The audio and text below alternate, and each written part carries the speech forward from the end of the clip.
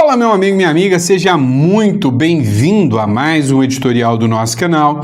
Hoje é segundona, 1º de setembro, e eu tô fazendo de tudo para manter os vídeos nos horários, tá? Então, hoje, nosso último editorial do dia e eis-me aqui trazendo conteúdo para vocês. E, enfim, vamos começar falando de Maduro, vamos começar falando de Venezuela, tudo que tá rolando no Brasil, tudo que tá rolando, né, no mundo aí. Você viu que teve uma treta, né, que teve um aliado dos Estados Unidos que acabou tendo um confronto armado com a Venezuela em virtude de uma embarcação. É, meu amigo, não é brincadeira não. Matéria é do Paulo Figueiredo que eu trago aqui para vocês, né? Deixa eu abrir aqui para vocês aqui, tá? É o seguinte, matéria Paulo Figueiredo aqui para vocês. Internacional, a Guiana, país aliado dos Estados Unidos, denuncia disparos desde a Venezuela contra embarcação com material eleitoral. Olha só o tamanho dessa notícia que é trazida a nós pelo Paulo Figueiredo Show aqui, tá, pessoal? Forças venezuelanas atacaram lancha guianense que transportavam urnas eleitorais no rio Cuyuni, na região do Essequibo. Incidente ocorreu no domingo, às 2h30 da tarde, durante uma escolta militar para distribuição de um material em locais remotos. A patrulha guianense respondeu ao fogo e conseguiu proteger a sua equipe. Ninguém ficou ferido. Ataque acontece às vésperas das eleições presidenciais de Guiana, país apoiado pelos Estados Unidos na disputa territorial. A Venezuela elegeu um governador para Essequibo, região com maiores reservas de petróleo per capita do mundo. Tá? Do mundo. Delcy Rodrigues chamou o presidente guianense Irfan Ali de peão de Marco Rubio por alinhamento com Washington. O presidente da Guiana é o Irfan Ali, que é esse aqui, ao lado do Maduro aqui. Você consegue ver aqui na foto. O que acontece em relação a ele, né? Eu vou colocar aqui. Acho que ficou escuro agora. Vai ficar daqui então, tá? Vamos colocar aqui. O que acontece? Essequibo é uma região que fica entre a Guiana e a Venezuela. Essa região vem numa disputa, num tribunal,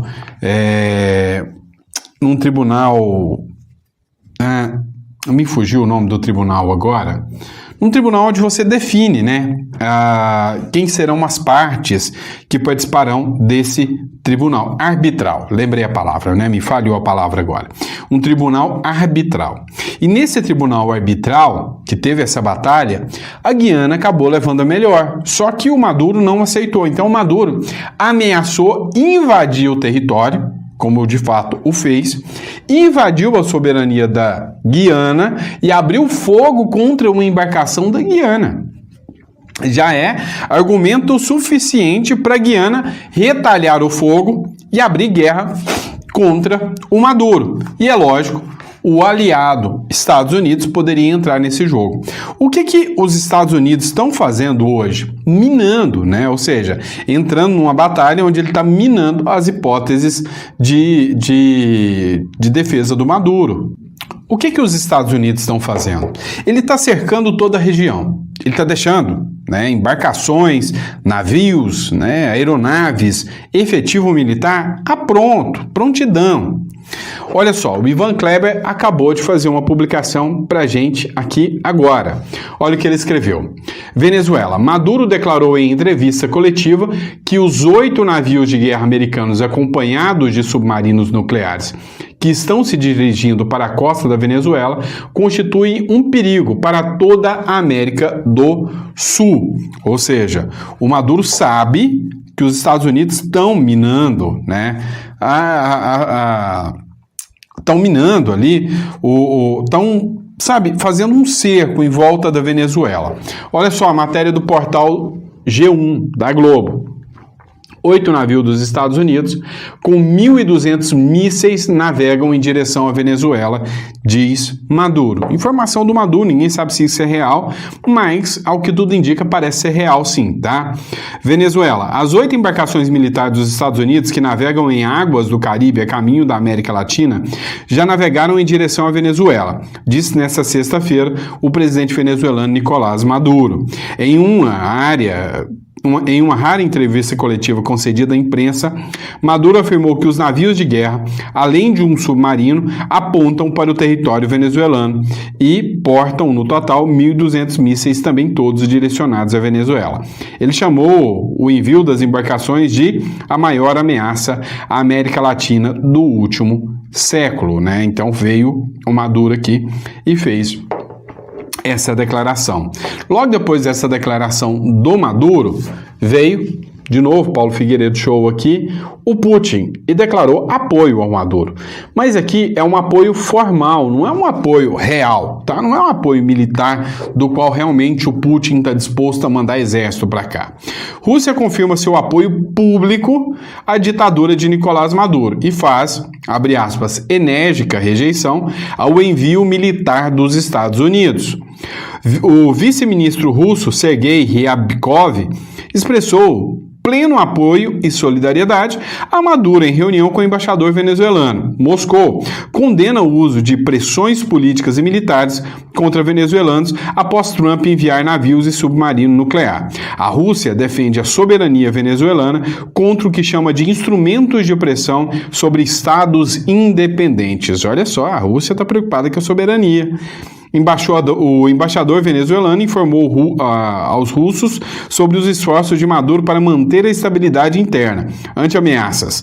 Alba, Cuba, México, Colômbia e Bolívia também criticaram a estratégia militar americana no Caribe. China se junta à Rússia, defendendo o princípio da não intervenção nos assuntos internos venezuelanos. Impressionante que eu acabei de falar para vocês sobre a questão de Essequibo, né? Essequibo é a região da Guiana. O Maduro está entrando lá para roubar petróleo. Engraçado que a acusação que eles fazem, olha, os Estados Unidos estão indo na Venezuela para roubar o petróleo.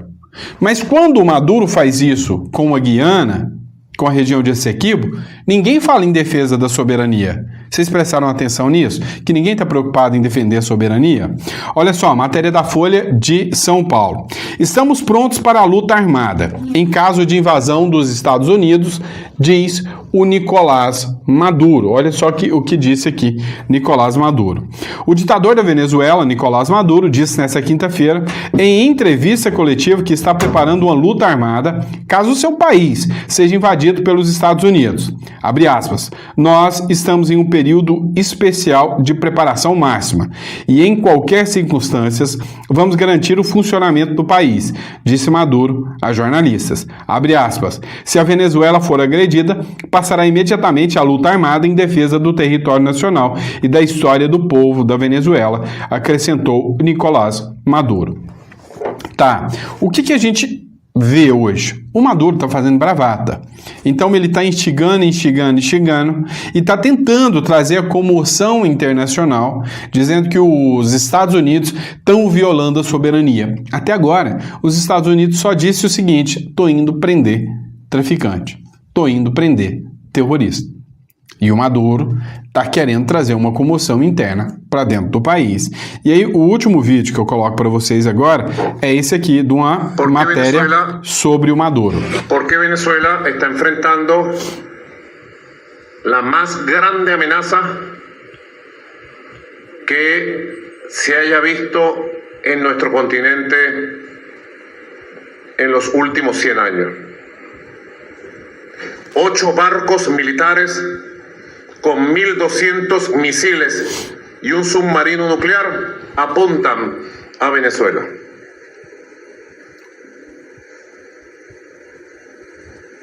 Es una amenaza extravagante, injustificable, inmoral y absolutamente criminal, sangrienta. Absolutamente criminal. ellos han querido avanzar hacia lo que llaman la máxima presión, en este caso es militar. Y ante la máxima presión militar, nosotros hemos declarado la máxima preparación para la defensa de Venezuela. Mr. President. Eu acredito que você entendeu o que ele quis dizer aqui, né? Ele falou que tem vários mísseis apontados para a Venezuela, 1.200 mísseis, que é a maior incursão até hoje, né? Que há um perigo iminente, né, de invasão dos Estados Unidos à Venezuela. Enfim, o que a gente sabe muito bem aqui é que o Maduro está morrendo de medo de qualquer incursão dos Estados Unidos, mas está instigando uma comoção contra os Estados Unidos, dando a entender que os Estados Unidos estão indo para invadir a Venezuela e derrubá-lo, né? Ou seja, ele sabe que a pressão dos Estados Unidos é para isso, mas que os Estados Unidos não vão invadir o território, vão esperar o Maduro dar um vacilo. Pelo menos essa é a minha visão. Vamos lá. CPI do INSS, vamos falar sobre isso. O que está acontecendo? A CPI do INSS está rolando a todo vapor. O Sóstenes Cavalcante acabou de fazer uma publicação aqui com o seguinte título: Denúncia ao vivo na CPMI. Deputados e senadores recebiam mesadas de instituições que roubavam os aposentados. Escuta esse trecho aqui, né, dessa audiência pública, que foi a CPMI do INSS. Acompanha aqui. Polícia Federal já tem até o nome de senadores e deputados que recebiam mesadas das instituições que roubaram os nossos aposentados. Foi uma reportagem na semana passada da Record. Então a Polícia Federal podia já contribuir, inclusive evitar ritos processuais e demora, e já liberar o nome de quais são os deputados e senadores que recebiam mesada dessas instituições que roubavam os nossos aposentados. E outra coisa, senhor presidente, o artigo 5º, o artigo 37, o artigo 216 da Constituição Federal fala sobre transparência na gestão pública e no trato público. Então, eu acho que não é necessário nós judicializarmos. O Senado Federal, a Câmara Federal já precisa dar transparência aonde esse vagabundo, esse ladrão de aposentado foi e com quem ele tinha acordo. E a Polícia Federal, que provavelmente está nos assistindo, já pode revelar os nomes. E se tiver alguém aqui dentro, deputado ou senador, que participava e que recebia mesadinha de dinheiro roubado dos nossos velhinhos, que se cumpra a lei contra essas pessoas. Então, a Polícia Federal... Pois é, né? Olha, começou quente a CPI do INSS, né? Já começou antes de começar. Começou quando a oposição veio e deu uma rasteira no governo Lula e conseguiu assumir tanto presidência quanto relatoria, tirando o Omar Aziz, tirando o Renan Calheiros, que queria também, né, ser o relator. Os dois caíram de Maduro, não pegaram a relatoria, ficou, né, para o Carlos Viana e também, né, para outro aliado da oposição. Vamos lá, vamos falar de notícia ruim para o Lula, né? Se é ruim para o Lula, é bom. É bom para nós. Michele Bolsonaro abre 12 pontos de diferença sobre Lula, diz pesquisa. Pois é, saiu uma pesquisa agora, pesquisa divulgada pelo GERP. Michele Bolsonaro lidera a disputa pelo segundo turno, com 56% das intenções de voto, enquanto Lula, do PT, aparece com 44%. O levantamento foi realizado entre os dias 22 e 27 de agosto, com 2.000 entrevistados, e apresenta margem de erro de 2,2 pontos percentuais. Segundo o Instituto, a ex-primeira-dama teria destacado 12 pontos de crítica ao ex-presidente, reforçando a estratégia da campanha nesse momento decisivo. O levantamento mostra ainda a consolidação da corrida eleitoral para o segundo turno, com a campanha de Michele ganhando força em diferentes regiões do país. Vamos tratar de deixá-la inelegível. Tem para mim, um dos grandes nomes hoje de análise política, que é o Victor von Serran, um dos grandes nomes hoje. Ele disse o seguinte: olha, o Tarcísio deveria selar esse racha que aconteceu dentro da direita e se declarar logo o candidato à reeleição. tirando qualquer hipótese de ser o candidato à presidência. E Michele Bolsonaro tinha que tirar da cabeça qualquer hipótese ou argumento de Senado e já se autodeclarar logo para acabar com esse rastro e falar, olha, Michele Bolsonaro será a candidata. De forma que o Eduardo Bolsonaro, que está com ciúme do Tarcísio, segundo a visão deles, tá? Logo declararia apoio a Michele e o Tarcísio já acabaria com isso e já declararia apoio a Michele Bolsonaro. E aí, tanto Caiado como Zema teriam que declarar logo apoio a Michele Bolsonaro. Eles fizeram um acordo, né? Não, todo mundo vem no primeiro turno, no segundo turno todo mundo se apoia. Mas eu acho que todo mundo tinha que focar, né? Em um nome só, e eu acho que a Michele Bolsonaro representa muito bem esse nome aí. Para mim, acho que é muito interessante. Vamos lá. Olha, eu já tinha visto uma publicação do Gustavo Gayer, mas agora o jornal Metrópolis acaba de soltar uma publicação bombástica, mas é bomba mesmo, tá? E não é daquelas firulas de bomba da Daniela Lima, não. É bomba de verdade, tá? O filho do Lewandowski advoga para empresa ligada ao PCC que foi alvo da Polícia Federal, o Ministério Público de São Paulo e Receita Federal, né? Ó, Henrique de Abreu Lewandowski, só vou ler aqui para não ser processado de novo, tá? Henrique Abreu Lewandowski, filho do ministro da Justiça e Segurança Pública Ricardo Lewandowski, é um dos advogados da Terra Nova Trading, empresa vinculada a um esquema de fraude bilionária que envolve o primeiro comando da capital.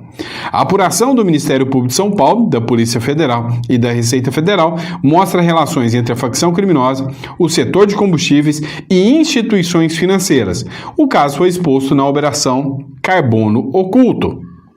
Henrique Abreu Lewandowski consta em ações na Justiça como defensor da empresa Terra Nova Trading. A empresa, segundo a investigação da Polícia Federal em 2020, teria sido instrumentalizada para gerar créditos tributários falsos, inflar preços em transações internas e lavar dinheiro do crime organizado. Segundo as investigações, a Terra Nova Trading era usada por Mohamed Hussein Mourad, apontado pelo Ministério Público de São Paulo como epicentro das operações. No esquema bilionário de fraudes, por meio da Terra Nova, Mourad importava nafta com um imposto reduzido, 1% contra 25% em São Paulo, barateando a produção de combustíveis de forma ilegal. Henrique Abreu Lewandowski aparece como advogado da Terra Nova Trading em processo que tramita no Tribunal Regional Federal da Primeira Região, numa ação de direito tributário. O último andamento de 2019, e Henrique ainda consta como advogado ativo na causa. Henrique Lewandowski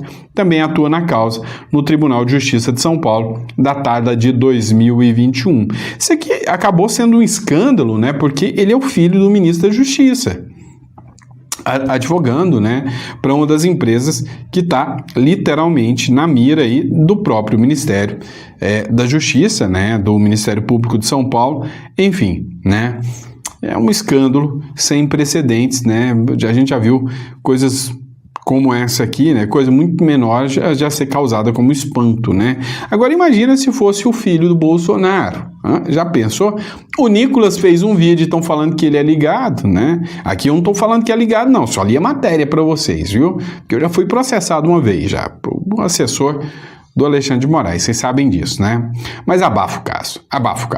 Vamos lá. Gazeta do Povo no Instagram. Vaza toga. Mensagens indicam ordens para bloquear e multar jornalista Rodrigo Constantino por críticas ao TSE e a Moraes. Pois é. Novas mensagens do gabinete paralelo de Moraes revelam relatórios contra jornalistas. É a mais pura, lídima e bela democracia, né? Vaza toga. Mensagens indicam ordens para bloquear e multar jornalista Rodrigo Constantino por críticas ao TSE e a Moraes. Mensagens divulgadas pelo portal Revista Oeste no âmbito da Vaza toga apontam possíveis ordens de integrantes do gabinete paralelo do ministro Alexandre de Moraes contra jornalistas. O registro seria de novembro de 2022. Segundo a publicação, em 22 de novembro, o juiz auxiliar Ayrton Vieira teria compartilhado em um grupo de WhatsApp um vídeo de Rodrigo Constantino Constantino, colunista da Gazeta do Povo. No conteúdo, o jornalista criticava medidas do Tribunal Superior Eleitoral contra suposta desordem informacional. Após a mensagem, Vieira teria ordenado, abre aspas, vamos bloquear tudo desse cara e prever multa, fecha aspas. O comando gerou questionamentos dentro do grupo. O então chefe da assessoria de enfrentamento à desinformação, o Eduardo Tagliaferro, teria pedido orientação sobre qual justificativa deveria constar no relatório contra o Constantino. É aquela história, né? Me dê o nome e eu te dou o crime. Você me dá o nome, eu te dou o crime, né? É absurdo uma situação como essa vigorando numa democracia. Então não dá para falar que é uma democracia, de jeito nenhum. Vamos lá, pessoal, ó. Matéria da Globo News. Joel Pinheiro comentou sobre o julgamento que está rolando do Bolsonaro. Aqueles que fizeram o 8 de janeiro era com o conhecimento e a ordem de Jair Bolsonaro. Para mim, nunca ficou estabelecido, de Joel Pinheiro. Sabe, cara, qualquer um que tenha um pingo de sensatez não compra esse discurso. Esse discurso é um discurso forjado, é um discurso que não convence.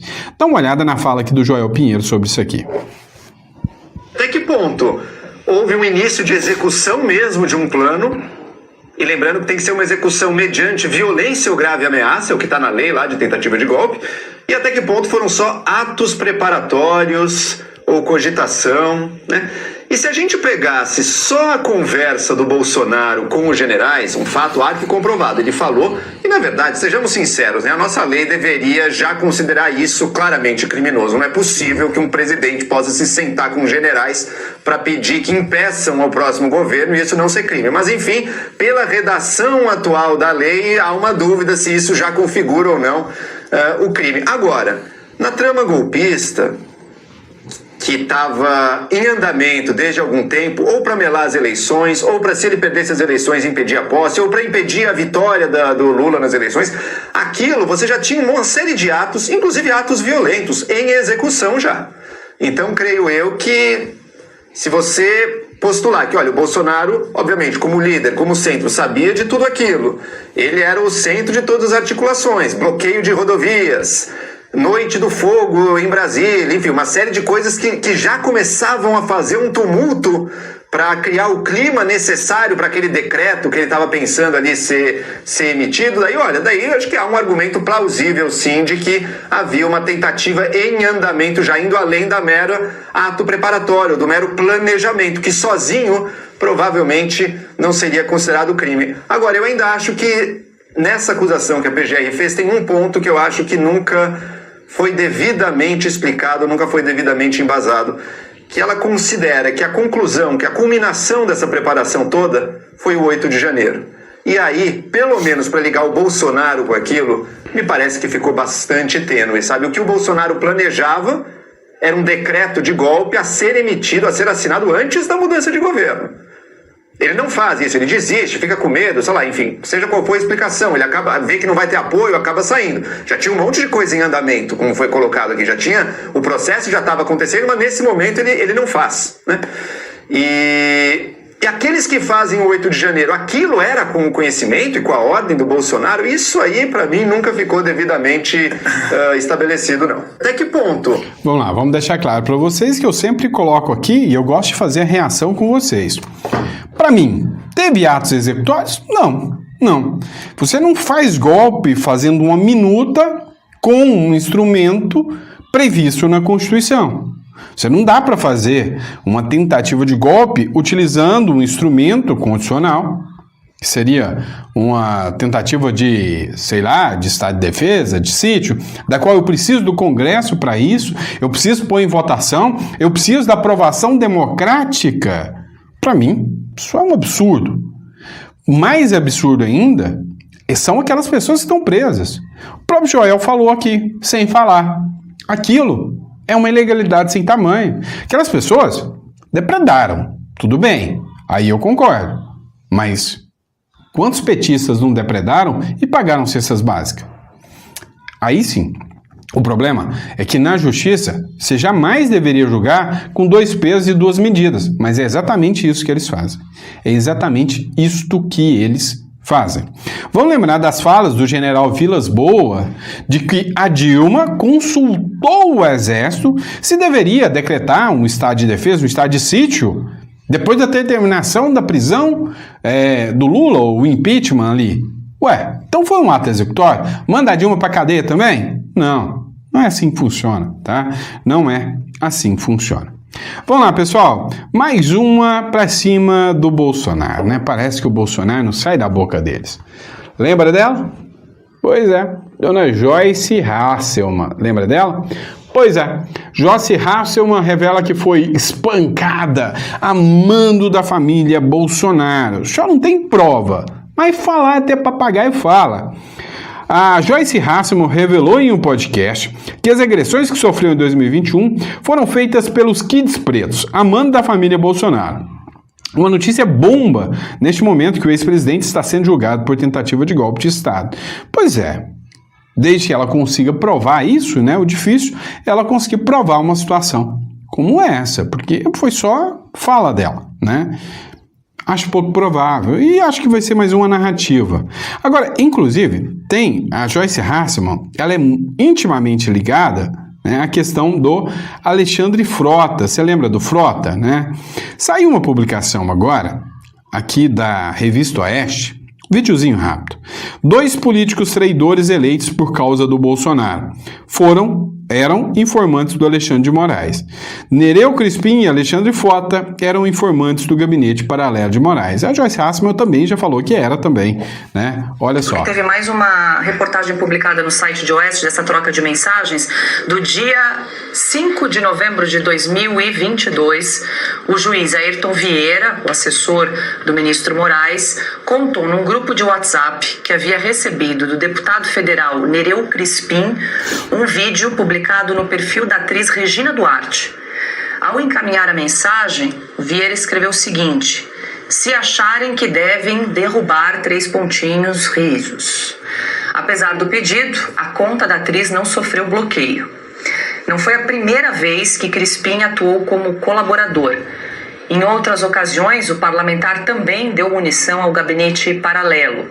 Abre aspas. Eduardo, veja o que podemos fazer. Fecha aspas, escreveu aí o Vieira ao citar uma publicação nas redes sociais. Não foi possível identificar nesse caso o alvo do monitoramento. Recebi do deputado federal Nereu Crispim, acrescentou Vieira. É absurdo. Bom, vocês estão me acompanhando, eu estou lendo aqui a troca de mensagens na tela, né? Já no dia 12 de novembro de 2022, Vieira relatou uma nova colaboração. Dessa vez, o denunciante foi o então deputado federal Alexandre Frota. O material enviado pelo parlamentar era um tweet do deputado federal Luiz Felipe de Orleans e Bragança. É uma diplomação histórica. 0 de legitimidade e recorde de membros do PCC se adulando, dizia a postagem. Logo depois de encaminhar o link no grupo de WhatsApp, o Vieira disse: é muito grave a fala desse deputado. Recebi do deputado federal Alexandre Frota. Tem a ver com a diplomação. Acho que o assunto pode ser do TSE. 2 dias depois, enquanto o gabinete paralelo discutia eventual bloqueio das contas do cantor gospel Davi Sasser, Vieira disse que recebeu outro material enviado por Alexandre Frota. Não se sabe o que havia nessas mensagens. Nossa, vai ser terrível, escreveu o Talhaferro ao desaconselhar a punição de Davi Sasser e, mais uma vez, ele, entre aspas, se preparem, kkkk, respondeu o perito criminal Eduardo Talhaferro. Alexandre, mais essa sequência dessa troca de mensagens. Quer dizer, a lista era gigantesca, de cantor gospel, a atriz, advogado, dedo duro. Pois é. E tinha uma lista, inclusive, que nós publicamos de palavras-chave que eram utilizadas para localizar esses possíveis alvos para a fabricação daquelas certidões positivas ou negativas, Alexandre. O Augusto é meu contemporâneo no testemunho do que fizeram com o Wilson Simonal. Aí o Alexandre Frota encaminha isso, esse esse deputado lá nascido em Porto Alegre, do PSD também, dedo durismo, é o comissário de quarteirão. Eu já vi isso em tempos da União Soviética. Olha, o fulano está dizendo isso, está dizendo aquilo, meu Deus do céu. E imaginar que havia um órgão dentro do Tribunal Superior Eleitoral para fazer essas coisas, tirar, bloqueia. Olha a Regina Duarte. Eu vou arriscar, vocês estão falando aí de Rivotril, etc. e tal, eu vou arriscar um diagnóstico. Síndrome da Rainha de Copas. Cortem-lhe a cabeça, cortem-lhe a cabeça, cortem-lhe a cabeça o dia inteiro. O objetivo é cortar a cabeça do Bolsonaro, mas também de todos aqueles que, para usar a nota da embaixada falou outro dia em ser tóxico, né? Todos que se intoxicaram com o Bolsonaro têm que ter a cabeça cortada também. É uma síndrome grave porque mostra uma ideia fixa em que nem o Copacabana Palace consegue atenuar. É disso que estamos tratando, é isso que estamos vendo, testemunhando. Perseguição, e estão discutindo se isso é agressão aos direitos humanos ou não. É agressão à lei, agressão à Constituição, agressão ao devido processo legal de uma coisa que deveria não deveria estar no Tribunal Superior Eleitoral. E, como Augusto lembrou, o Conselho Nacional de Justiça e os próprios pares conviveram com isso. Ficaram calados, acharam normal ou estão concordando, apoiando. Porque teve mais uma reportagem publicada. Sempre sensato aqui, né? O Alexandre Garcia, mas é isso, cara. Isso aqui para eles é o que eles chamam de democracia, ó. Monitora ali, me dá um nome que eu te dou o crime. É isso, né? Eles chamam isso aí de democracia plena, né? Agora cabe a você observar se isso aí realmente pode ser considerado democracia por você, né? Por você. Agora, por fim, última matéria que eu quero tratar com vocês aqui, ó. Eduardo denuncia aos Estados Unidos o efeito limitado de sanções a Alexandre de Moraes. Pois é. O que eu preciso falar para vocês dessa matéria do Metrópolis? Ontem eu estava até vendo um vídeo do Renato 38. Você deve saber quem é o Renato 38. E aí o Renato 38 falava o seguinte, olha, será que vai cair com a aplicação da lei Magnitsky?